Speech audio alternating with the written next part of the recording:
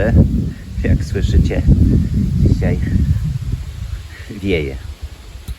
Zimno, chłodno i tak cały czas deszczowo, ale no nie będę czekał. Ma podobno nie padać. Więc wyjmuję bal. Docinam i spróbuję go tu wsunąć. Bez spróbuję i go tu wsunę. To działam.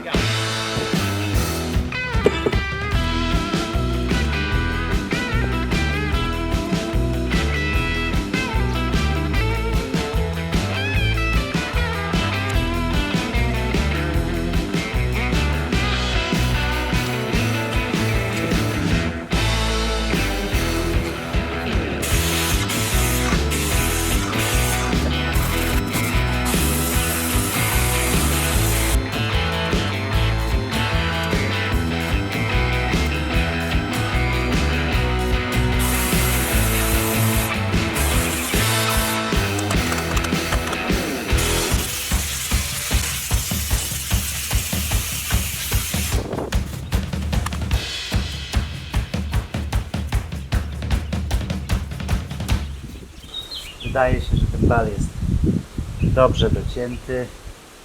Wydaje się. Nie wydaje się, tylko na pewno jest dobrze docięty.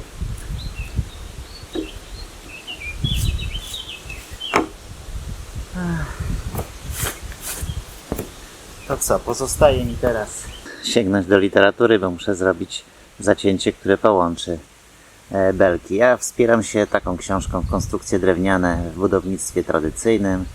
Janusz Kotwica. Ok, no i jestem na stronie połączenia ciesielskie.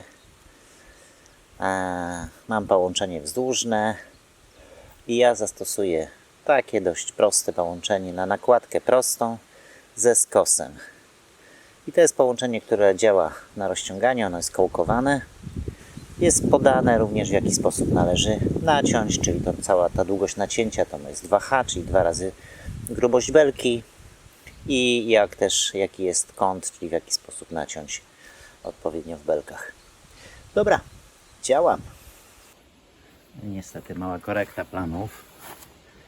A to dlatego, że ten zacios wychodzi mi tu i idzie pod skosem w dół. No i to jest o tyle bez sensu, że ten kawałek i tak niczego nie będzie się trzymał. Także tutaj tą grubość nie mogę zrobić tak, jak sugeruje to książka. Sugerowane jest to w książce, tylko no muszę go po prostu zrobić stąd w dół, także tutaj będę miał troszeczkę cieniej. No ale no nie mam wyjścia, bo to i tak nie będzie się trzymało, dlatego że to pęknięcie jest i z tej strony, także mi to odpadnie.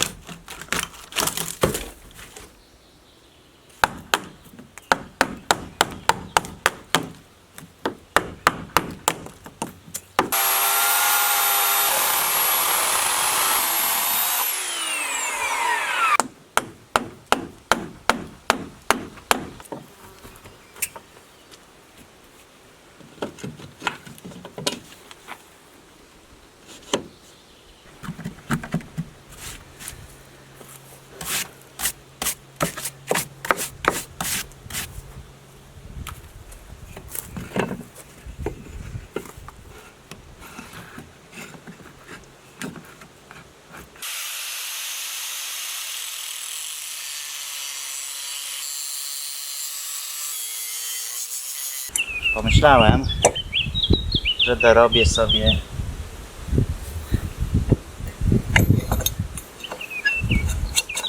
taką rolkę.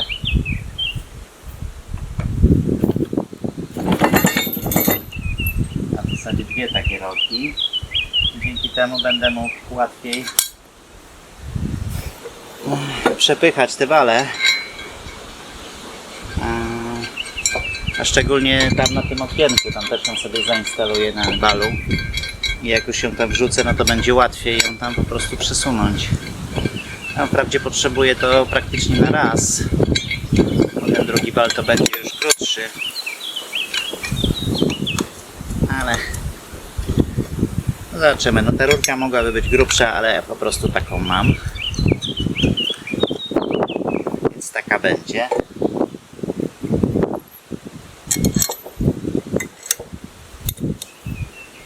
No.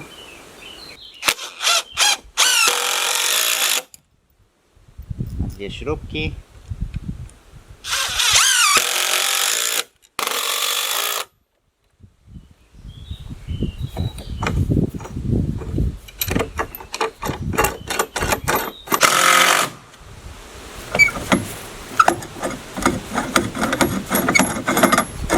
Działa.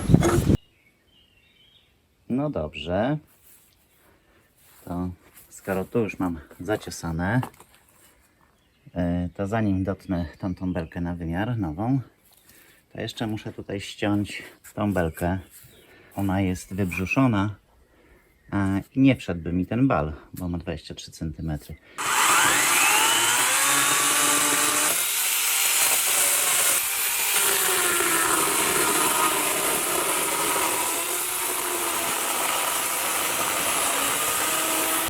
Powiem Wam, że bawię się z tym już za 2 godziny, nie mogąc dojść po prostu do tego, jak to tutaj zaciąć w tym nowej belce, żeby tu spasowało się i żeby mi ta belka weszła. Jak widzieliście, ja już to przyciąłem. Teraz rozciągnąłem sobie sznurki. No i zakładając, że ta belka będzie właśnie o tak szła między tymi sznurkami, między nimi jest 23 cm, no to wychodzi, że znowu powinienem tą belkę jeszcze mocniej wciąć, tą niżej. Tylko że to mi nic nie da, bo jeżeli ja tu się wetnę, to z następnym balem będę miał dokładnie ten sam problem. No dobra. Wystarczy tego dumania, bo nie ruszę z robotą. Wytnę najpierw ten bal, ten drugi. Tu nie będę podnosił domu, bo na razie tutaj nie muszę w ten zrąb nic wsuwać. Po prostu obetnę ten bal tutaj zaraz za tym zrębem i obetnę go tu pod oknem. I zobaczymy, czy on się nadaje, żeby go zostawić, czy też trzeba go tam dalej wycinać. To jest jedna rzecz. Jak ten bal obetnę, to go sobie lekko dźwignę. Mam nadzieję, że to w ogóle uda się bez lewarka. Chodzi o to, żeby go podnieść, tak żebym mógł wydłubać spod niego mszenie i to chyba będę musiał zrobić aż po całej długości, aż dotąd, a potem go opuszczę no i mam nadzieję, że on się na tyle obniży, że już będę mógł spokojnie wsunąć ten nowy bal.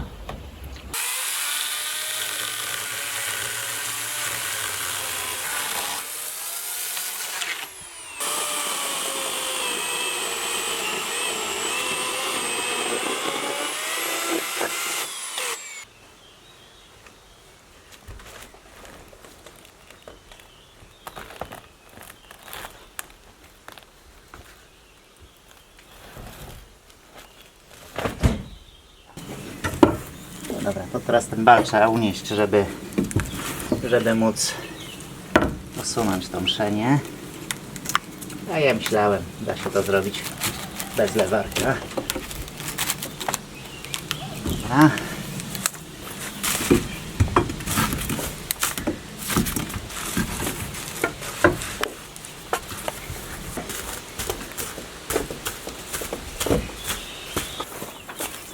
Widzicie, jakie mam zaufanie? Własne okulary jedyne. Znaczy nie, no mam drugie, ale tamte są słabe. Kładę, że się nie zawali.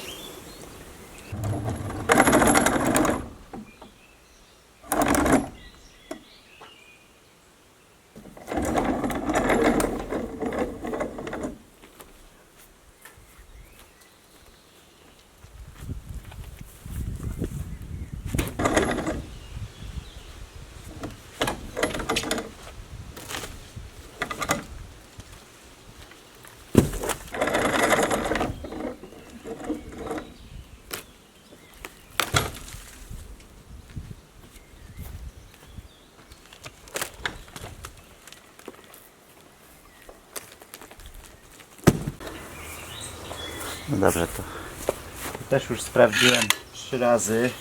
No musi być dobrze. A jak nie będzie dobrze, no to będzie szpark. Dobrze, tylko teraz, żeby dobrą część odciąć,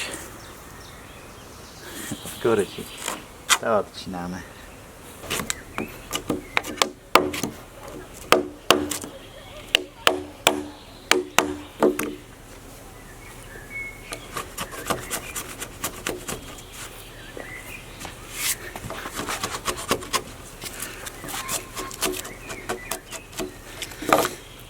Do takich prac to powinienem mieć dłuższe dłutko i szersze.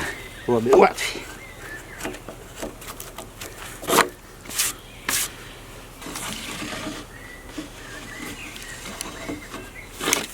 No prawie idealnie. Mała jeszcze korekta.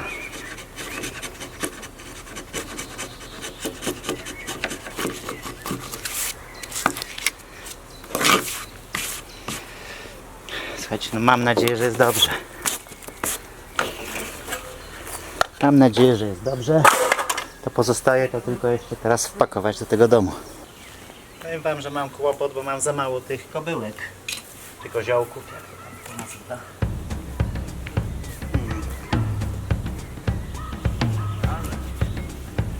No dobra.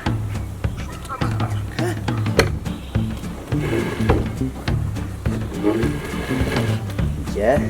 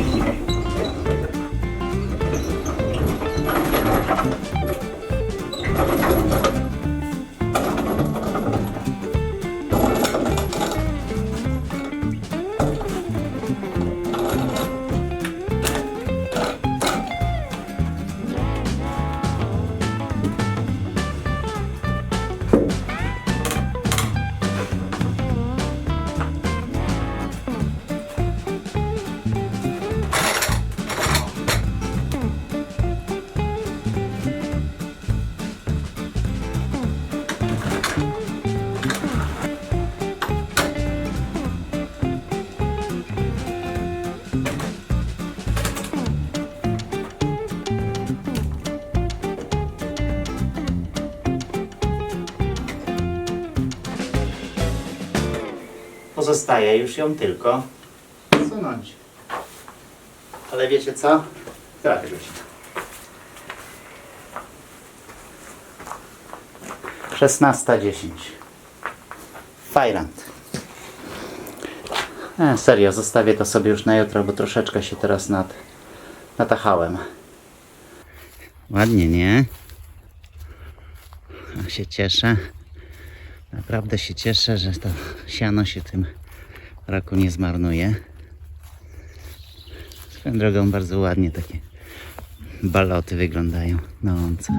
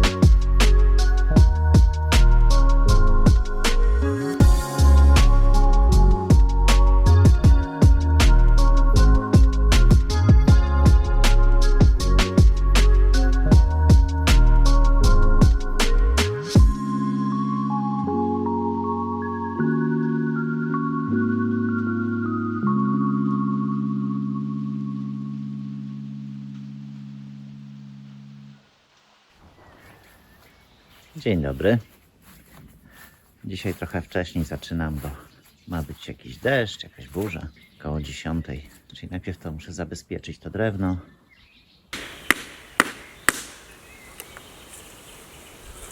A teraz chyba mogę się zająć balem.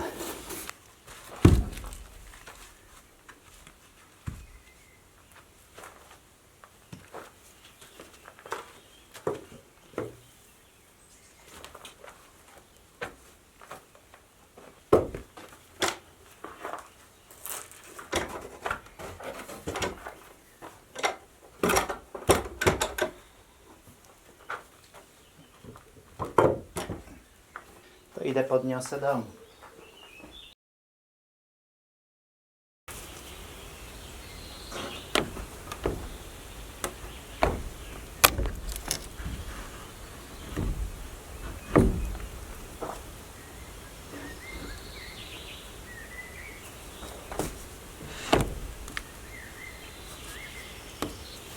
Dobra, to już prawie doszło.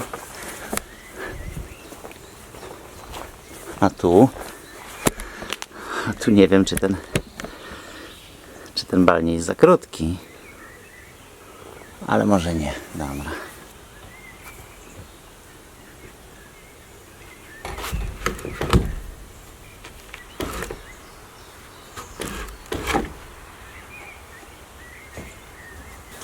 A i taka nieładna szpara.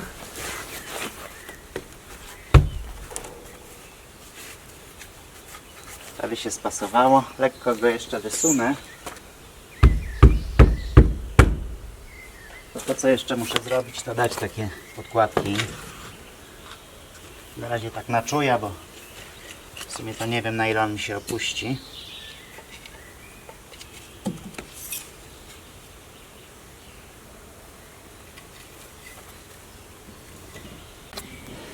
To co, to opuszczam dom. Zacznę tylko z tamtej strony najpierw.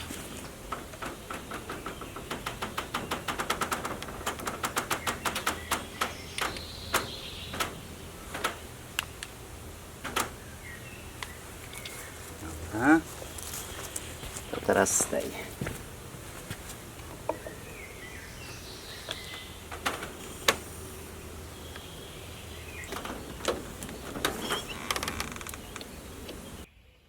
Tu jest prawie idealnie, no niestety ten centymetr tutaj został. Z tej strony też to jest całkiem ładnie. Tam też doszło. Bal się zmieścił. No choć tutaj jest na styk. Czyli ten bal jeszcze będę musiał w dół opuścić. No ze 2 cm. Czyli zanim go wyjmę, jednak Trzeba będzie wyciąć też ten i dopiero go opuszczać. I dopiero go wymienię. Jak wyszło tu? No i tutaj właśnie jest problem, nie jestem zadowolony. Znaczy tu jest ładnie, tu też jest ładnie. Tylko tu mi się zrobiła szpara. Ja zapomniałem, że ten zakos mi lekko odchodzi. No nic, na pół centymetra to się czymś tam zaszpachluje i będzie ładnie. Ewentualnie oglądać należy z tej strony, bo wtedy tak nie będzie rzucało się w oczy. A jak to wygląda z daleka? Okej, no są te wzmocnienia i tak nie widać.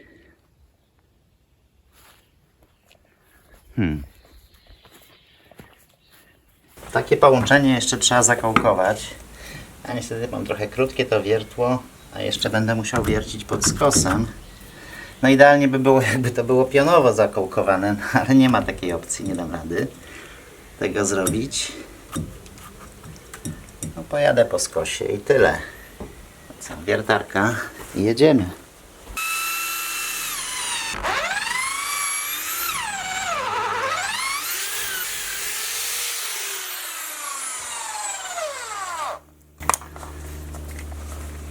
Jeszcze trochę tak wysunę, no na maksa. Zawsze to jeszcze 3 cm.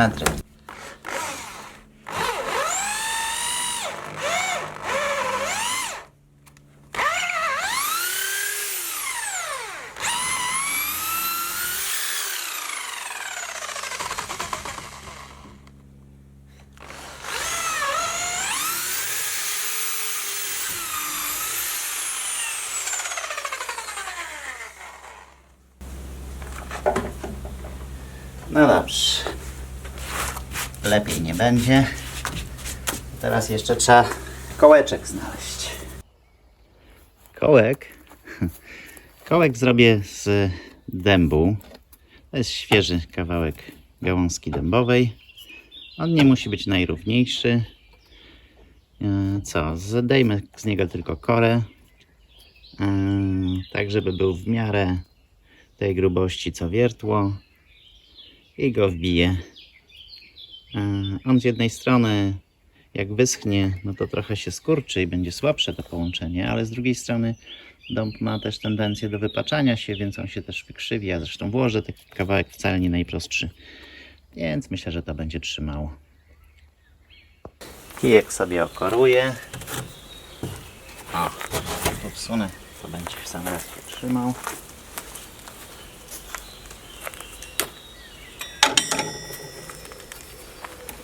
Chyba ten kawałek jest ok.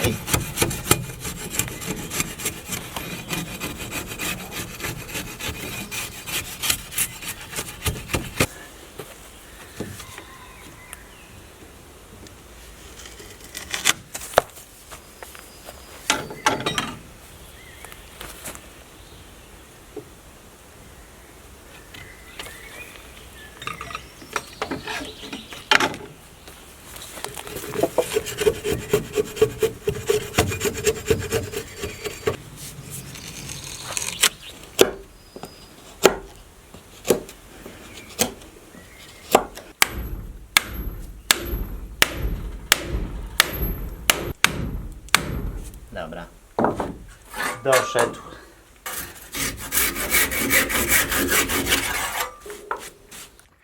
No i dobra.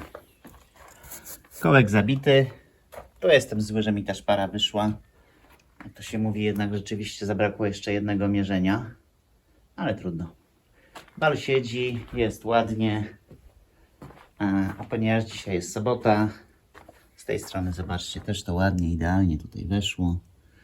Dzisiaj jest sobota, to ja już kończę.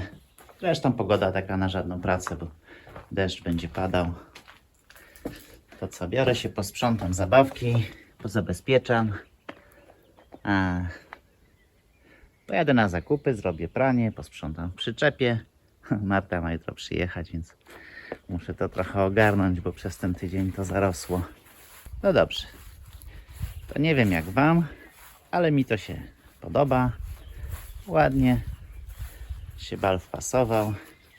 Także jeśli chcecie mi pokazać, że Wam też się podoba, to będę wdzięczny za lajka, za subskrypcję i za komentarz. Dziękujemy i dobranoc. Lepiej byłoby różą zakończyć. O, jaka ładna róża. Wiecie, jak zrobić taką pierdziawkę?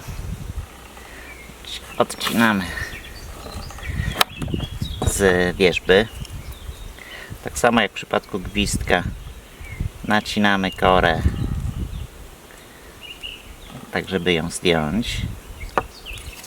Obstukujemy.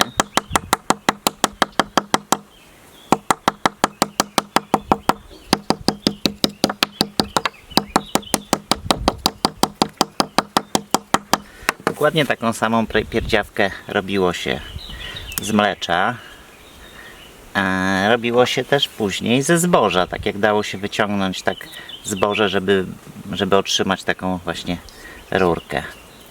Co teraz robimy? Teraz ściągamy tą wierzchnią warstwę kory i mamy pierdziawkę.